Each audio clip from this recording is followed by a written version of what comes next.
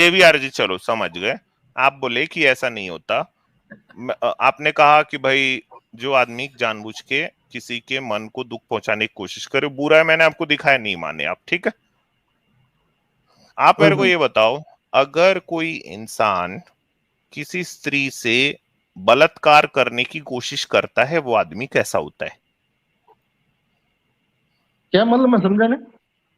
अगर कोई आदमी किसी स्त्री से बलात्कार करने की कोशिश करता है, वो आदमी कैसा होता है? वो अधर्मी है उसका। वो राम ने किया वैसे ही रावण का वैसा गला ही काट देना चाहिए उस आदमी हाँ का तो। हाँ, अब देखिए, राम राम तो मर्यादा पुरुषोत्तम, उन्होंने तो कभी ऐसा करने की कोशिश नहीं की, ठीक है। हम्म हम्म। मैं मानता हूं इस बात को कि राम मर्यादा पुरुषोत्तम है, उन्होंने कभी किसी स्त्री का बलात्कार करने की कोशिश नहीं की। आप मुझे ये बताइए कि जो आदमी किसी स्त्री का बलात्कार करने की कोशिश करता है, वो अधर्मी होता है ना? हाँ, अधर्मी अधर्मी, सही कहा। पापी होता है ना? हाँ, पापी। रेपिस्ट होता है ना? रेपिस्ट। है ना? भगवान तो चलो, नहीं। इन्होंने हाँ स्वीकार कर लिया, ये आपकी रिकॉर्डेड बातें हैं, हाँ हाँ मेरा ये हाँ, स्क्रीन रिकॉर्ड हो शेयर रही कर हैं। देना। हाँ हाँ, मैं कर रहा हूँ स्क्रीन शेयर। अच्छा, ये जारविस जी का है। अच्छा। हम्म। अभी आप अपने पॉइंट पे रहें और बदलने की कोशिश ना करना। जेवीआर फिलोसफी, आप ना जो आपने कह दिया ना, एटलीस्ट हाँ। उस पॉइंट पे तो आप रहना, उस पे झुटलाना मत। अगर आपको अभी सच्चाई सामने दिखाई जाएगी ना, तो आप ये मत कहना कि आप ये नहीं हम मानते, उस चीज को अलग तरीके से नहीं जस्टिफाई नहीं, नहीं रुक जाओ करना। ना, रुक आपने जो स्वीकार लेकिन कर लिया लेकिन ना, सर, वो चीज अब बस आजाद सर, कर आप दो, किसी रुक अब किताब जाइए। कर को दो सबूत दोगे तो मैं नहीं मानूंगा। सबूत। अरे यार, एक मिनट किताब रुको, आप किताब से ही सिर्फ तो। आपके लिए नहीं है ना जेबीआर जी, सिर्फ आपके लिए नहीं हो रही स्ट्रीम। देखिए, भविष्य पुराण में लिखा है, प्रतिसर्ग खंड 4 अध्याय 17, ठीक है।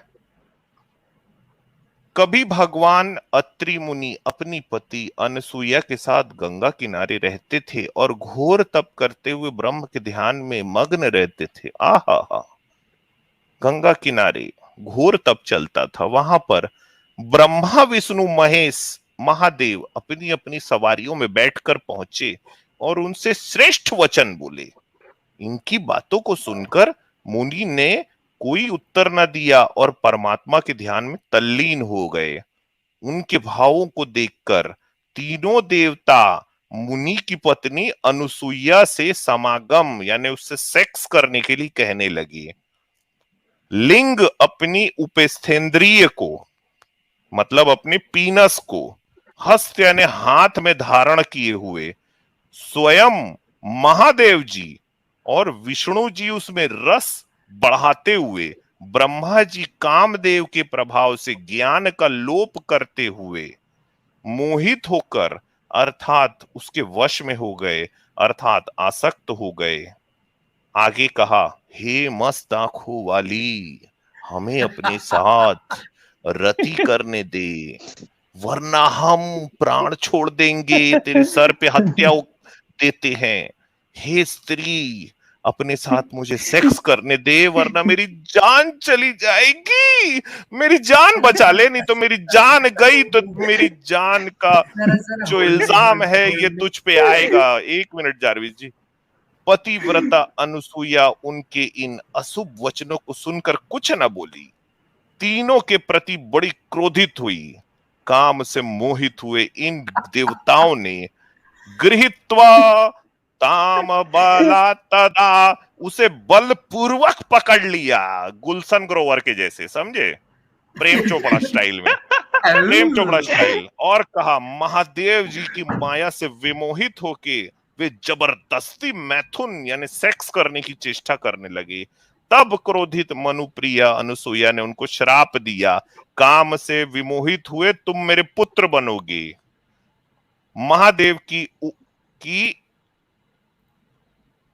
महादेव की ब्रह्मा का ये बड़ा सर, विष्णु के चरण, नहीं, महादेव का लिंग, ब्रह्मा का ये बड़ा सिर, विष्णु के चरण मनुष्यों के द्वारा सदैव पूजे जाएंगे। हे श्रेष्ठ देवताओं, भविष्य में तुम्हारा खूब मजाक बनेगा। ये लो भाई। क्या क्या, एक आप मिनट बताओ। रुको आजाद, एक मिनट रुको आजाद। हाँ, अब आजाद मैं आपसे पूछता हूं, किसी स्त्री का बलात्कार करने वाला कौन होता है? क्या बताया था पहला पॉइंट? अधर्मी। अधर्मी। किसी स्त्री का बलात्कार करने वाला क्या होता है? दूसरा पॉइंट क्या बताए थे? पापी। किसी स्त्री का बलात्कार करने वाला हाँ, किसी स्त्री का बलात्कार करने वाला तीसरा क्या बताया था? रेपिस्ट। अब ये आपका भविष्य पुराण में से पढ़ा मैं। देखो